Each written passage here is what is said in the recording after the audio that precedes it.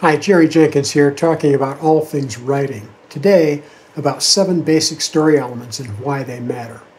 Most storytelling experts agree that these elements work together to establish the foundation for an effective, compelling story.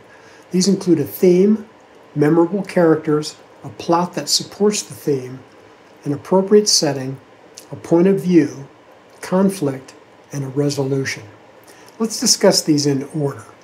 Theme comes first because before you even begin writing, you should know your reason, your why for telling your story. Stories should never simply be about something. They should also be for the purpose of something. What is it you want your readers to take away from the story? Sure, sometimes it's just a diversion intended only to entertain. That's fine. But stories with deeper meaning tend to have more impact and are remembered longer. So your theme is the message you wish to impart, the lesson your story will teach. This is tricky because it should come through naturally, not as a lesson or a sermon. Story must come first. Your theme should come through by osmosis, between the lines. It's what you hope stays with the reader long after they've read the last page. So while you should have your theme fully in mind as you write, resist the urge to declare it outright. Your job is to subtly weave the reader's takeaway value into the storyline so they can discover it for themselves. For instance, in my Left Behind series, the plot was about the end of the world. The theme, though I never overtly stated it, was for readers to ask themselves, should this actually happen in real life, would I be ready, or would I be left behind? Next, your story needs characters who feel both believable and knowable. Your main character is the protagonist, also known as the lead or hero. The best protagonists have redeemable human flaws, potentially heroic qualities revealed during the story's climax, a compelling character arc, meaning he must be a different or better or stronger person by the end. Resist the temptation to create a perfect lead character. No one can relate to perfect. Oh, your hero must rise to the occasion in the end, but he must do this in spite of human flaws. You also need an antagonist, a worthy villain. In other words, your villain should be a worthy foe for your protagonist. Don't make him bad just because he's the bad guy. He should have credible motives for his actions. In real life, villains don't think they're bad. They think they're right. Every character in your story must be there for a reason. What do they want? What or who is preventing them from getting it? What will they do about that? For help developing relatable characters, download the character arc worksheet in the video description you'll find below. Next comes the setting element. A common mistake by new writers is feeling they must introduce the story by describing the setting. You know, some variation of it was a cold, dark night and the little house sat wherever. Now, of course, readers do need to know where things are taking place. The location and time period are important.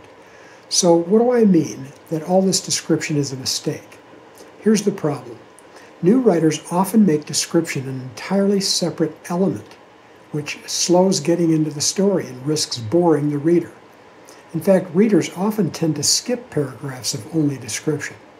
So the solution? Rather than describing the setting as a separate element, subtly layer those details into the story as it unfolds. That way you're showing readers where and when your story is taking place rather than just telling them. The bottom line? Start with a character arriving at your setting and show him responding to the wind or the rain or the salt sea air. Show him entering the dwelling. That way, the reader remains engaged about why he's there and what will happen there, and keeps turning the pages while catching details about the setting in passing. All right, let's talk about the next important element, point of view. First, you need to decide the voice you'll use to write the story. First person, that's I, me. Second person, you, your. Or third person, he, she, or it. Then you need to determine which character will serve as your perspective. In other words, your camera and recorder. Regardless the voice you've chosen, you're limited to one perspective character per scene.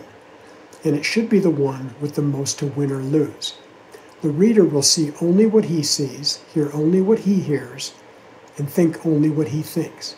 Jumping from one perspective character to another within the same scene is called head hopping, and while it was popular in the timeless classics of a century ago, books with an omniscient viewpoint are almost impossible to sell today.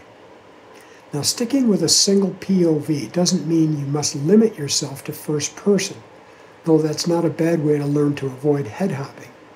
Most novels are written in third person limited, where the story is told from one character's perspective at a time, usually, as I say, the one with the most at stake. For a deeper dive into this crucial subject, find the link on your screen below and check out my Writer's Guide to Point of View.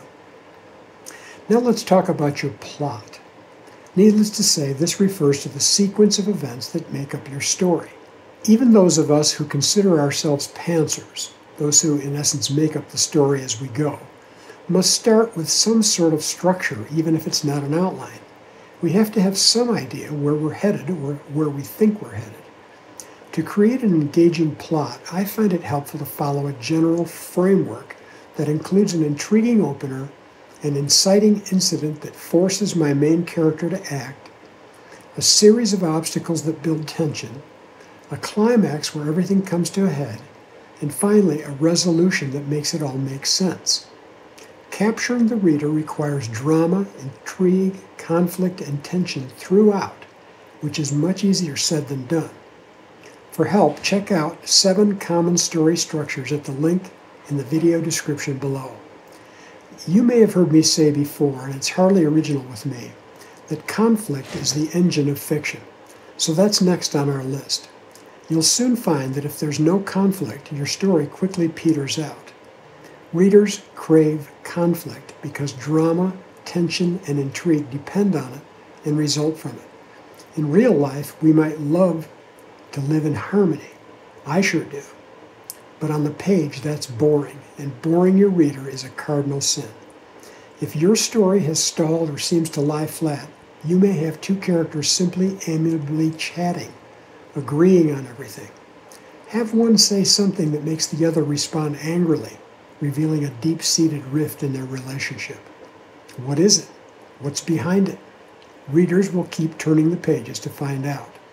Not everything in your story has to entail a huge fight, but there should always be at least an undercurrent of conflict.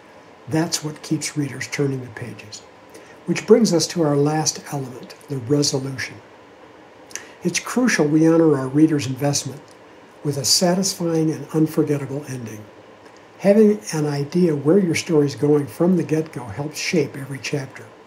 Of course, the resolution may change and evolve, especially for us pantsers, as our characters experience unexpected turns and arcs. So just be sure to give your conclusion the time it deserves.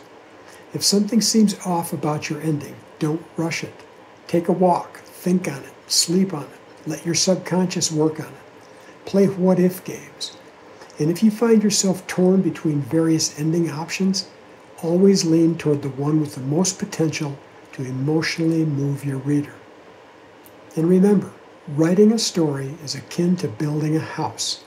You may have all the tools and design ideas, but if your foundation isn't solid, even the most beautiful structure won't stand. So think of the 7 essential elements we've discussed as the foundation for your story. If you found this video helpful, like it, leave a comment, share it, and subscribe to my page. All the best with your writing. I'll see you next time.